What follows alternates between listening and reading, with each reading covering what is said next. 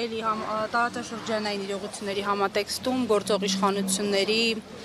քաղաքական դիրքորոշման մասին որքանով է adekvat։ Բարև ձեզ, նախ իշխանության adekvatության մասին խոսելը ուղղակի արդեն զավեշտ է դարել, որովհետև նրանք քաղաքական adekvatության հետ որևէ ընդհանուր աղերս չունեն եւ նրանք դա ապացուցել են բոլոր իրենց գործողություններով, թե 44 օրյա պատերազմի ժամանակ ենք տեսել այդ ոչ adekvatության արդյունքները, թե կոവിഡ്ի կանխարգելիչ գործողությունների բացակայության ժամանակ ենք տեսել այդ արդյունքները, թե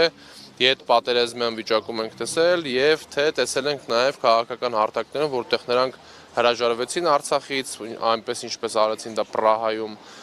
որ նա հիմա այս իրավիճակում հիմա անհասկանալի գործողություններ է իրականացնում նաեւ Թուրքիայի հետ շփումներում, որ մենք չենք իմանում նրանք ինչ են բանակցում, որևէ պատկերացում չունենք նրանք ինչի շուրջ են բանակցում եւ ինչ քայլերի հերթականություն են նախապատրաստել։ Ուղղակի այս ամեն ինչին, այս տարածաշրջանները մենք անընդհատ խոսել ենք տուրբուլենտ հատվածի մասին, որ մենք ունենք այսօր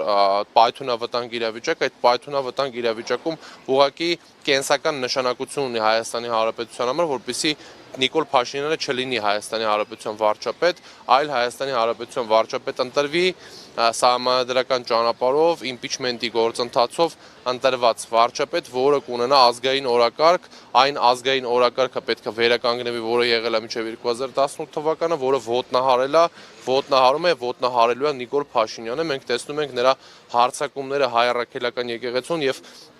անգամ այն բարերարներին, որոնք որ քայլեր են ձեռնարկել, որ օտար երկրներում ձևավորեն հայկական ճակատ, ձևավորեն սփյուռք, ձևավորեն այնպիսի իրավիճակ, որ մեր ավանդույթները նաև շարունակական լինեն Սփյուռքում, նա այսօր նախահարցակ եղավ, ինչպես տեսնում եք, եւ իր այդ ոչ հայանպաստ գործողություններով նա փորձում է մասնատել հայ հասարակությանը, մասնատելու արդյունքում, որպեսզի կարողանա հաղթել հայ հասարակությանը, այն հայ հասարակությանը, ում խաբեց, ասելով, որ բերելու է սեր եւ համերաշխություն, բերեց պատերազմ եւ կռիվ, հիմա պատերազմը եւ կռիվը նաև նա ուզում է բերել հոգևոր առումով, այսինքն ֆիզիկական մահը նա ուզում է նաև բերել որպես հոգևոր մահի, այսինքն հայ առաքելական Սուրբ եկեղեցին, որպես միակ հենասյունը, որը մնացել է հայկական պետականության մեջ այսօր, նա ուզում է խալխլել եւ քանդել, արդեն տեսնում ենք, թե նա ինչ լեքսիկոնով է խոսում սրբազանների հետ եւ այն մարդկանց հետ, այն բարերարների հետ, որոնք որ փորձում են ամբոստանան, այն քաղաքական ուժերի հետ, որոնք փորձեն ամբոստանան, տեսնում եք նոր քրեական գործեր են հարուցվում մեր բոլորի վրա, երրորդ նախագահ Սերժ Սարգսյանի գլխավորությամբ հանրապետականները այս տերորի ենթարկվում են արդեն 7 տարի է մենք դրան սովոր ենք, բայց մենք թույլ չենք տալու, որպեսզի